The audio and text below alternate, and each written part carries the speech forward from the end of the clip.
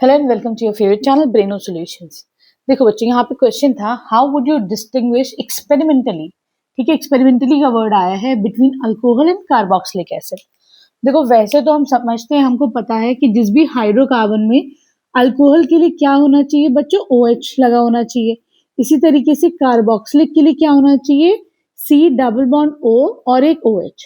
ठीक है, ऐसे देख के तो तुम लोग पहचान लोगे, लेकिन एक्सपेरिमेंटली का मतलब होता है जो तुम्हें अपनी आंखों से नजर आए, विजिबली उसके जो है तुम्हें रिजल्ट्स नजर आए। तो उसके बहुत सारे टेस्ट होते हैं बच्चों।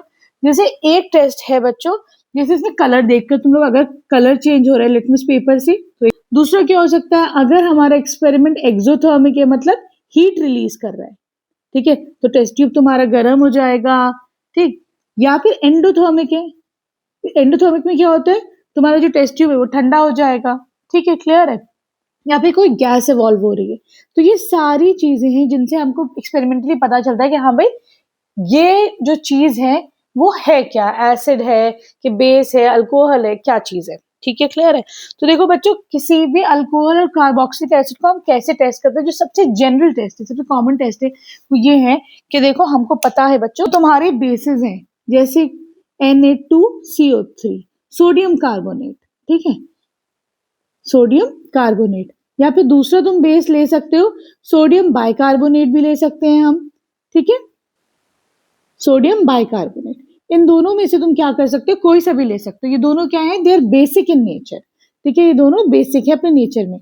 तो कार्बोक्सिलिक एसिड क्या होता है, एसिड होता है। तो जब एसिड और बेस का रिएक्शन होगा तो क्या होता है बच्चों, तो देखो हमने क्या करा, किसी भी कार्बोक्सिलिक एसिड के साथ अगर हम इसका रिएक्शन कराते हैं, सपोज हमने सोडियम कार्बोनेट का ही करा लिया, Na2CO3 का रिएक्शन कराया, तो क्या मिलेगा बच्चों, हमको एक सॉल्ट मिलेगा, फिर CO2 गैस इवॉल्व होगी और H2O वाटर मिलेगा। ठीक है, क्लियर है।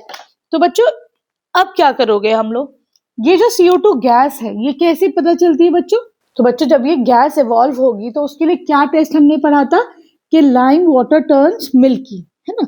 तो लाइम वाटर टर्न्स मिल्की, अगर तुम्हारा लाइम वाटर मिल्की बन रहा है तो that means CO2 gas evolve हो रही है। ठीक है, क्लियर है।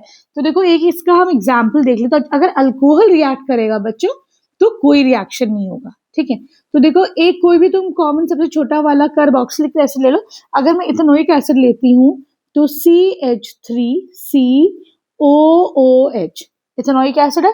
इसका हम अगर रिएक्शन कराते हैं सोडियम कार्बोनेट से Na2CO3 से, ठीक है, तो क्या मिलेगा बच्चों हमको, पहले देखो ये मिलेगा, इसके साथ तो Na लगा दो। ठीक है, तो ये हो जाएगा CH3C double bond Na, sodium लगा दिया हमने इसके साथ।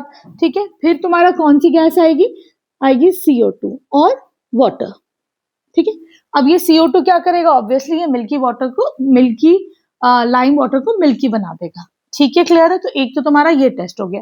दूसरा क्या होगा, अगर बच्चों हम लोगों ने अल्कोहल को रिएक्शन कराया, तो अगर हम अल्कोहल लेते हैं उसका रिएक्शन करा देते हैं सोडियम कार्बोनेट से, तो क्या होगा, there will be no reaction, कोई रिएक्शन ही नहीं होगा।